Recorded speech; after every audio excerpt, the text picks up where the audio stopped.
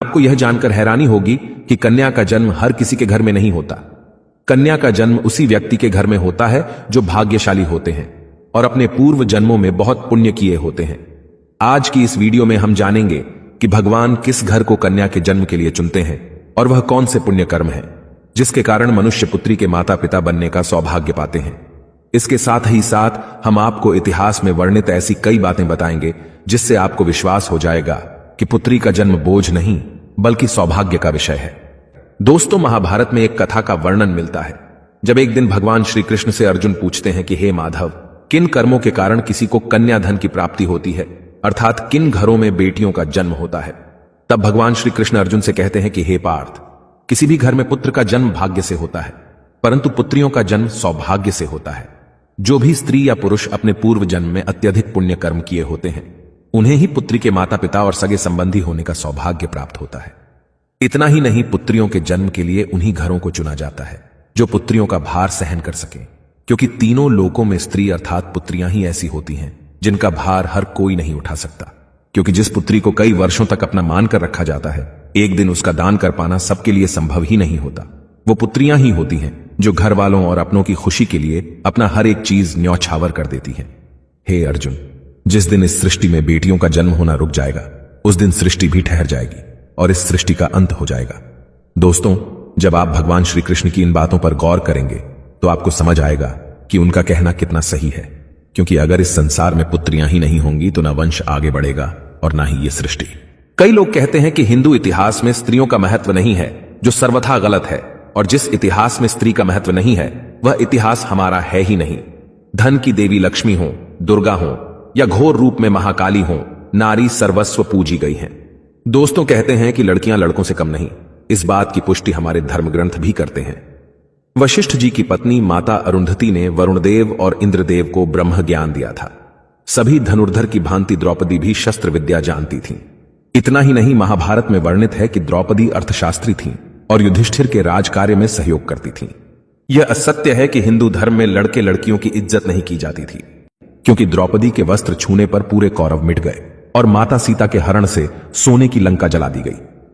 दोस्तों, जब रामायण में भगवान राम शिव जी का धनुष तोड़ देते हैं तो राजा जनक विवाह के लिए दशरथ जी को बुलावा भेजते हैं। दशरथ जी आकर जनक जी को प्रणाम करते हैं। आजकल आप देखते होंगे कि वर पक्ष के लोग ज्यादा घमंड में रहते हैं। वो लड़की के माता पिता को खुद प्रणाम करना अपना अपमान समझते हैं, जबकि राजा दशरथ के प्रणाम करने पर जनक जी उन्हें मना करते हैं तथा अत्यंत सरल भाव से कहते हैं कि आप दूल्हे वाले हैं, बड़े हैं, अयोध्यापति हैं, श्रेष्ठ हैं, ऐसा ना करें। तब दशरथ जी कहते हैं कि बड़े तो आप हुए क्योंकि आप दाता हैं और मैं याचक, आपकी पुत्री का दान हम लेने आए हैं, इसलिए बड़े आप हुए। हां दोस्तों, लड़की के पिता को गर्व होना चाहिए कि वह देने वाले हैं। शास्त्रों में बताया गया है कि मृत्यु के बाद पुत्र पिंडदान करे तभी पिता को मुक्ति मिलती है, परंतु एक लड़की के पिता जब उसे अच्छा वर देखकर ब्याह देते हैं तभी उनकी 21 पीढ़ियों को मुक्ति मिल जाती है। इसलिए हमेशा अपनी पुत्री को प्रेम दें जिसने आपके घर में जन्म लेकर आपको पुण्य का भागी बनाया है। आपने भी कई लोगों को कहते हुए जरूर सुना होगा कि जिस घर में बेटी का जन्म होता है वह घर स्वर्ग के समान होता है, क्योंकि बेटा तो केवल एक कुल को रोशन करता है लेकिन बेटियां 2 कुलों को रोशन करती हैं। माता पिता के घर वह एक बेटी के रूप में अपना उत्तरदायित्व निभाती है और ससुराल आकर बहू के रूप में अपने कर्तव्य का पालन करती है। आजकल आप सुनते होंगे कि बहू बेटियां किसी की मृत्यु हो जाने पर उसका पिंडदान नहीं कर सकती, लेकिन यह बिल्कुल भी सही नहीं है, क्योंकि रामायण में बताया गया है कि प्रभु श्री राम के पिता राजा दशरथ की जब मृत्यु हो गई तो माता सीता अर्थात राजा दशरथ की बहू ने ही उनका पिंडदान किया था, जिससे उन्हें जन्म मरण के इस चक्र से मुक्ति मिल गई थी। इतना ही नहीं, गरुड़ पुराण के प्रेत कल्प में बताया गया है कि कोई भी व्यक्ति किसी मृत के लिए पिंडदान कर सकता है और इसलिए बेटियां भी अपने पिता के नाम का पिंडदान कर सकती हैं। व्यवहारिक दृष्टिकोण से वहीं अगर ससुराल पक्ष में कोई पुत्र नहीं है तो इस स्थिति में बहू भी पिंडदान कर सकती है। इसलिए दोस्तों, वो लोग बहुत किस्मत वाले माने जाते हैं जिनके घर एक संस्कारी पुत्री का जन्म होता है। शायद यही कारण है कि बेटियों को लक्ष्मी का दर्जा दिया गया है। बहुत से लोगों की सोच होती है कि बेटी है तो बिना समय गंवाएं और पढ़ाई में पैसे खर्च किए जल्द से जल्द शादी कर दो, लेकिन यह छोटी सोच बेटी के भविष्य को बर्बाद कर देती है। जरा सोचकर देखिए, एक बच्चे के मन में कितने सपने होते हैं। उसे कुछ हासिल करना है, उसे कुछ बनना है, लेकिन यह सपने केवल सपने बनकर रह जाते हैं। इसलिए अपनी बेटियों को सपने पूरे करने का अवसर देना चाहिए। उन्हें जीवन में हर खुशी दें जिसके लिए आप सक्षम हैं और जो उन्हें मिलनी चाहिए। एक पुत्र से ज्यादा पुत्री हमेशा अपने माता पिता के लिए सोचती है। पुत्री के हृदय में अपने माता पिता के लिए प्रेम और अपनापन हमेशा बना रहता है। इसलिए बेटी के जन्म को एक जश्न की तरह मनाना चाहिए। दोस्तों, बेटी कभी भी माता पिता पर बोझ नहीं होती। उसका कोई स्वार्थ नहीं होता। पहले वह अपने माता पिता के लिए करती है और शादी के बाद ससुराल के लिए। वह सिर्फ अपनी और अपने परिवार की किस्मत बनाने के लिए जन्म लेती है। दोस्तों, भगवान केवल उसी को पुत्री का सुख देते हैं जिसके अंदर उस कन्या धन को संभालने का सामर्थ्य होता है।